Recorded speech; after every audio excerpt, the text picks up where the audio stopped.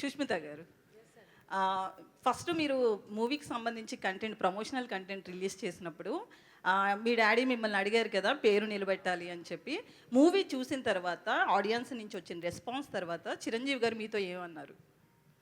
ఇదేనండి ఇందాక అన్నట్టు. సో డెఫినెట్గా పేరు నిలబెట్టేవని అనుకుంటున్నాను. బయట నుంచి ఎలా వినపడుతుంది అని అన్నారు. సో బయట నుంచి కూడా ఐఎమ్ రియలీ హోపింగ్ దట్ అదే రెస్పాన్స్ వస్తుంది అనుకుంటున్నాను. But he is very happy. నిలబెట్టావు at least.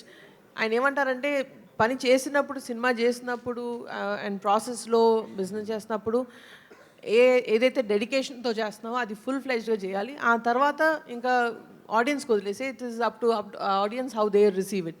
But the way you worked ఆ మెథడ్ చూసి నువ్వు నిలబెట్టుకున్నావు ఆ పేరు అని అన్నారు. సో అనిల్ గారు ఇక్కడ సార్ ఇటు నిన్న రామ్ చరణ్ గారికి సినిమా చూపించారు కదా, ఏమన్నారు సార్? ఎలా ఫీల్ అయ్యారు? ఏంటి అసలుకి?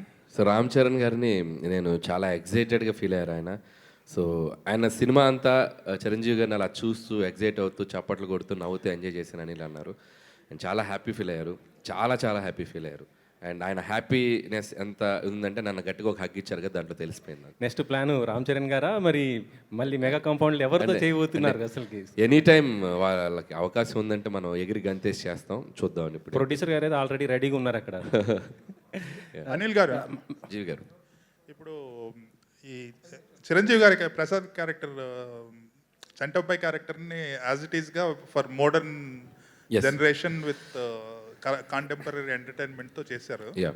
అది రెండోసారి చూస్తే కానీ అర్థం కాలేదా? కరెక్ట్, మీ రైటింగ్ కరెక్ట్, 200% రైట్ అండి. నేను ఎంటర్టైన్మెంట్ చేయాలనుకున్నప్పుడు ఇందాక కూడా ఒక మాట చెప్పాల్సింది. హాస్యాన్ని చాలా సటిల్గా బార్డర్ దాటకుండా పండించగలగటంలో చిరంజీవి గారు సూపర్ దిట్ట దాంట్లో. సో ఎందుకంటే కామెడీ కొద్దిగా లౌడ్ అయినా ఇదైనా కూడా అది మనకు ఎక్కువ అనిపిస్తుంది. సో ఆయన ఏంటంటే ఆయన చేసేటప్పుడు అసలు ఆ లౌడ్నెస్ ఉండదు, చాలా సటిల్గా చేస్తారు. రియాక్షన్స్ క్యూట్గా ఇస్తారు. ఆ బాడీ లాంగ్వేజ్తో కూడా ఆ బాడీ లాంగ్వేజ్తో కూడా వెరైటీగా చేస్తారు. సో ఆయన చేసిన అన్ని సినిమాల్లో చంటాబాయ్ ఈజ్ ఏ క్లాసిక్, నాకైతే క్లాసిక్. సో అలాంటి సినిమా నాకు చాలా ఇన్ఫ్లుయెన్స్ చేసింది. సో ఫన్ చేసేటప్పుడు దానిలోని ఒక టించ్ తీసుకున్నాను. సో చిన్న టించ్ తీసుకొని మోడర్నైజ్ చేశాను.